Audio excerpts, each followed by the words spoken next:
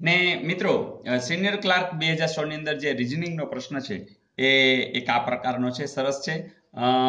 તમને ખ્યાલ હવે આવી જ ગયો હશે કારણ કે હવે તમારા પ્રેક્ટિસ પણ જોરદાર થઈ ગઈ છે. જો 5 છે, 3 છે, 5 છે, 5 છે અને 40 છે. તો અહીં 5 ને 5 10 ને 15 ને 3 18 એ મેચિંગ થતું નથી. તો 25 25 5 તેરી 15 તો 25 અને 15 તો હા આ થાય છે, પણ પાછું અહીં થવું જોઈએ 7 50 35 6 6 36 6 ને 5 હા થઈ ગયું. તો 3 2 6 90 90 81 તો શું આવશે 87. તો એવો જવાબ છે, જરૂર છે.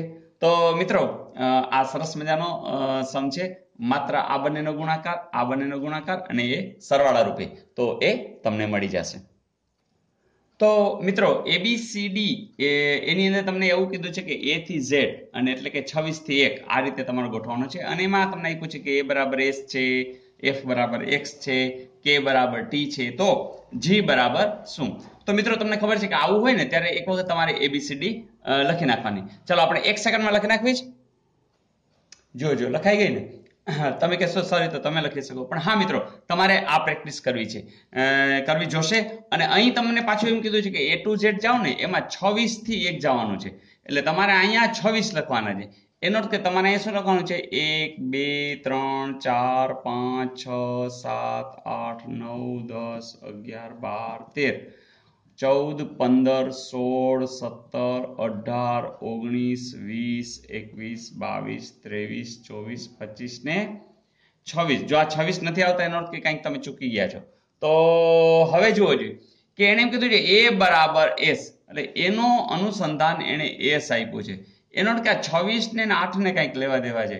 તરત તમે કહી દેશો કે 2 અને 6 નો સરવાળો 8 થાય, તો કે હાલો આ તો જાણે એટલું વાત થઈ. પણ પાછું બીજામાં એવું થાય છે જોવાનું. ચાલો એફ બરાબર, ચાલો આ એફ એને આ કોણ લીધો છે એક્સ, તો જુઓ છે 2 ને 1 3 હા થયું. ચાલો હજી એક ચેકિંગ છે કે બરાબર ટી, ચાલો કે ક્યાં છે તો કે આ રહ્યું. તો આપણે આમ નવું કરીએ બરોબર, એટલે કે બરાબર 16 છે, તો 7 હોવું જોઈએ. જુઓ જોઈએ 7 હા છે, ચાલો આ પણ છે.